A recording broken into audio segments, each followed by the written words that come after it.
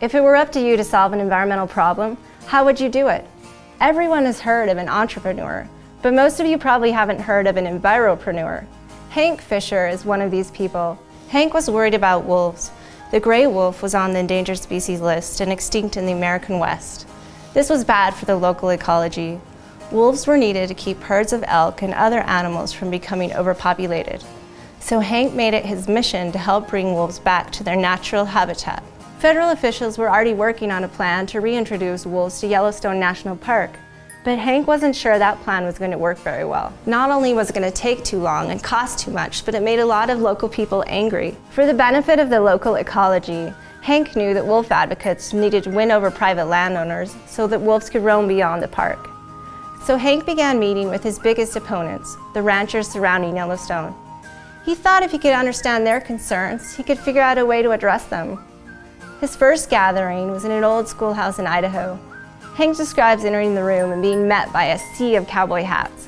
When he started his speech, a rancher stood up and interrupted him, bellowing out, "It's easy for you to be a wolf lover. It doesn't cost you a dime. It's the people who own livestock who end up paying for wolves." This was really a eureka moment for Hank. He realized that the ranchers' opposition to wolves was an economic issue. They feared losing livestock to hungry wolves. So if ranchers could be compensated for their losses, their opposition might dwindle. Hank began looking for ways to make that happen. He teamed up with Defenders of Wildlife to raise private donations for his fund so that he could pay back ranchers when they lost livestock to predation.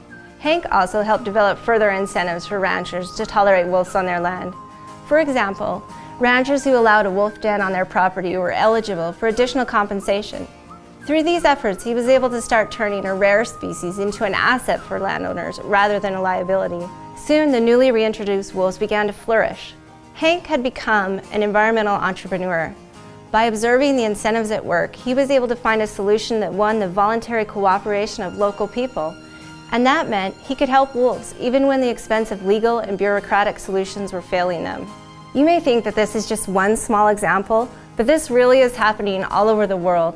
In Africa, South America, and Asia, the nonprofit I work for, PERC, offers support and ideas to entrepreneurs like these who want to make a real difference for the environment. Don't you think that if we can inspire more enviropreneurs, we can solve some of the greatest environmental challenges? Today, wolves are thriving in the West. Just last year, they were removed from the endangered species list. Hank made a difference by thinking beyond the status quo. He found a way to turn opponents into allies.